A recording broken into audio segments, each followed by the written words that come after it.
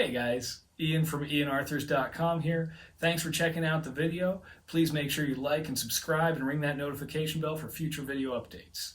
Today's video is all about 5 ways to improve your improvising without touching upon note choice or really any of the primary elements of phrasing. We're not going to touch upon that today. That's going to be its own topic. Instead, this is all about 5 ways of just having, I guess, a more interesting solo is probably the better way to put it. We're going to use some that are techniques, some that are just as simple as just the flick of a switch, and that's all you need.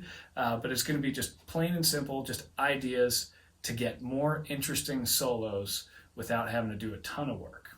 So the way we're going to do this is more about providing limitations for ourselves. So in the opening clip, you heard me playing a lot of different notes. I was not limiting myself in terms of note choice or any of the phrasing elements, but throughout the rest of the video, I'm going to really kind of keep it strict and provide limitations for myself. The reason is because I believe that limitations promote growth. You will get your best gains as an improviser, as a musician, when you provide yourself with some kind of set of guidelines or rules that you have to follow, that you have to operate in. So we're going to try to be a more interesting player in other ways aside from just playing different notes. That's, like I said, separate topic for another day. So the format of this video here, we're going to go ahead and talk about these 5 different ideas, and then I'm going to play over a backing track and use those 5 ideas all within the same solo, just to kind of give you an idea of the range of what we're looking at. So we're going to get a full scope of how you can make one solo kind of more jam-packed with different ideas. You don't have to use them all the time, every solo, but this is just a different way of approaching the guitar. I'm just trying to give you a different angle on things, more than I am trying to reinvent the wheel. Number 1 is all about volume swells. Now, this is probably the technically most difficult one to do on the list here. It's a little bit more involved. It requires some practice and even requires the right gear. Any guitar that has a volume knob near the strings, like my Paul Reed Smith does here, you can do this technique with. But if you have a guitar like an SG or something like that, you know, a Gibson style guitar that has the volume knobs farther away from the strings, it's a lot harder to do this idea here with. But if you have a Strat style guitar, that's a great guitar to use this with, and a lot of people do. You'll hear a lot of players do it once you kind of know what it is and realize it.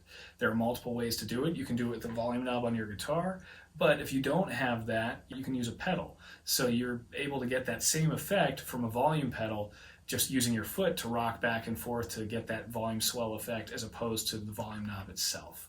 Either one works completely. It doesn't matter which. Some cool things of note here about the volume swells. It gets rid of your attack. So when you're playing, it completely gets rid of your attack. So it almost has more violin-like quality, so to speak, where you don't hear that harsh picking sound. You really just hear the note come out afterwards. I'm going to give an example of what I mean by that here. So first note here I'm going to play.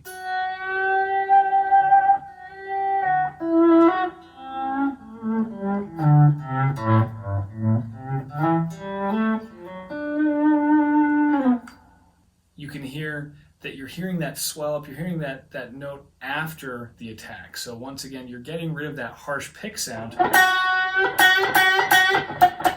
You're not hearing that, you're just hearing that note come into the picture and get louder as it goes, obviously. So the cool thing about this is that this also affects the way we play in terms of our typical phrasing ideas. Using volume swells kind of forces you to put more space in your phrasing whenever you're taking a solo, which, like I said earlier, limitations, that's how you're going to make gains. That's the whole idea. Whenever you're trying to get good at a new concept, provide those limitations for yourself to work within. So volume swells,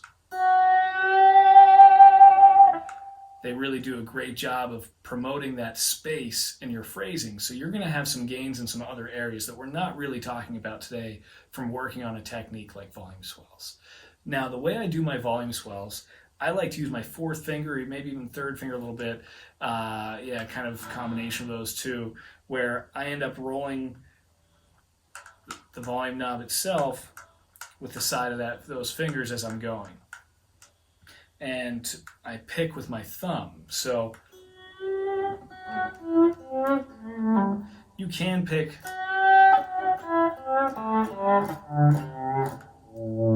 with your pick, but it does give a little bit more of that harsh attack sound, which isn't a bad thing because, like we said, we're getting rid of that, but it still carries the tone a little bit. It still has a brighter tone than your thumb. So if you just try playing with your thumb versus with your pick, you're going to get a warmer tone with that thumb, and it kind of just fits the style of the volume swells and what we're trying to do with them.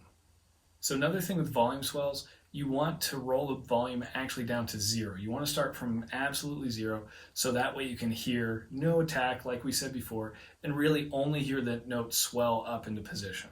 So I'll demonstrate again. I'm on 0. I'm on 10. So you get that sound by going from 0 to 10, and if you have overdrive on, it's going to get dirtier as it goes up too. So you're going to start it, it's going to be very clean to begin with if you only roll up a little bit. And whenever you get up to the top, you're going to get the rest of that overdriven tone that's going to come with it, which is a really cool effect.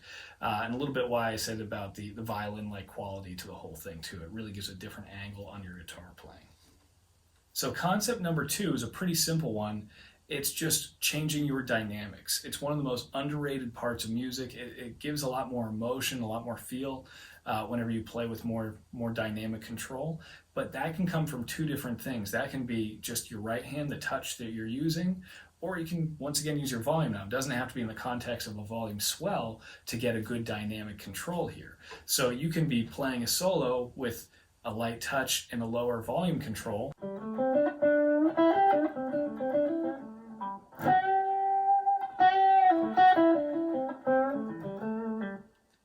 And then if you bring that volume knob and bring that touch up,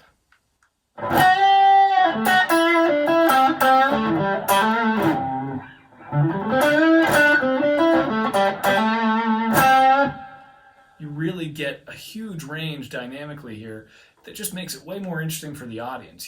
You need to create those peaks and valleys for the audience's ears to latch on to. It has to be interesting in some way, and if you stay everything on a flat plane, it kind of loses its interest, kind of loses its meaning. So you have to manufacture that interest and those high points and those low points. Volume knob and lighter touch or heavier touch, it's a really easy way to do that. It doesn't take a ton of training, it's just more thinking about it. You just got to use it.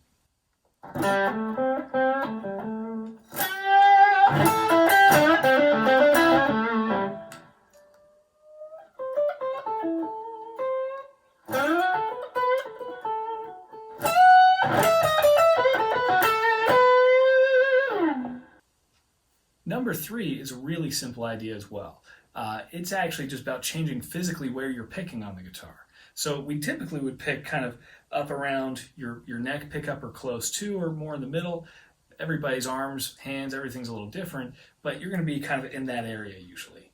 Now, you can pick closer to the bridge to get a really different tone, and it's going to have a more nasally, brighter sound, especially on those lower strings is where you really hear the effect of it.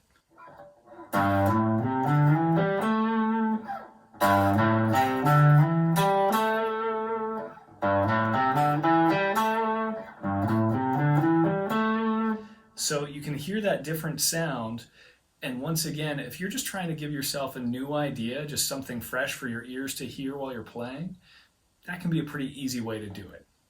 Number 4 is a pretty common concept. It's what we call double stops, or just playing 2 notes at a time, for instance. Now, in the pentatonic scale, it's pretty easy. You have multiple notes that are neighboring each other that, for instance, if we're playing in that A minor pentatonic scale shape,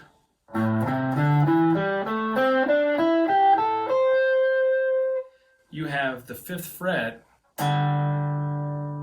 right next to each other, as well as the 7th fret right next to each other in multiple spots. So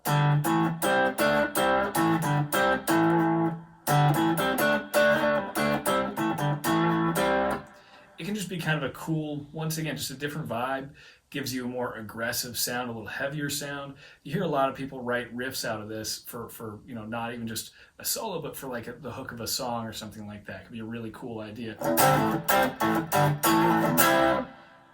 Sounds pretty cool.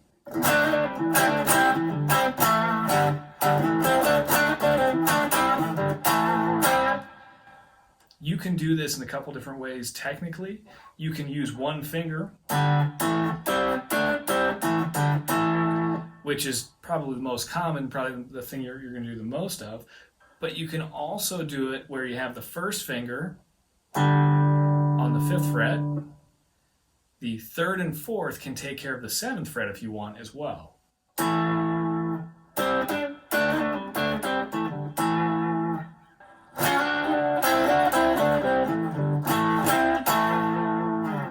Again, without really changing the notes that you're playing, just playing 2 at a time gives a really different feel, a really different sound, and really different landscape of what you're hearing and playing, which will then spark a new idea. Number 5 is the simplest on the list. All it is, as I said earlier, is a simple flick of a switch. That just gives a very different tone to the guitar. You probably already know that. Most players that are in the improvising stage are probably already aware of that. But there are a ton of players out there who may be beginning with improvising, or even intermediate players that don't actually use that they just stick on one pickup all the time. That's okay, there's nothing wrong with that, but you can get more out of the instrument if you use the full scope of the instrument.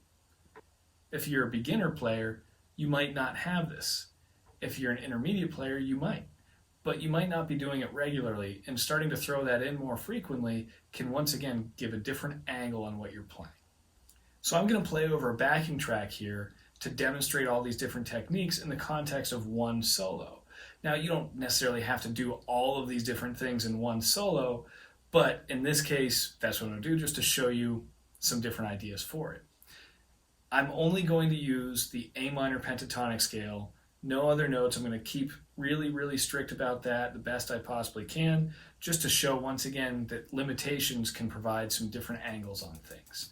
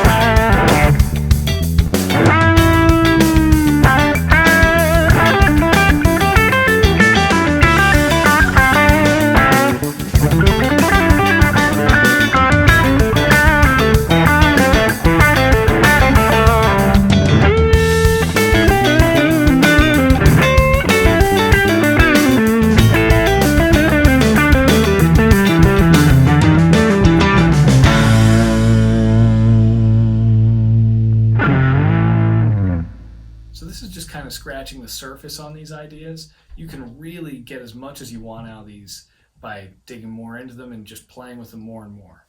I also do private lessons, so you can check me out at ianarthurs.com and get in touch with me, and I can help you sort through some of these ideas and try to get the most out of your guitar playing.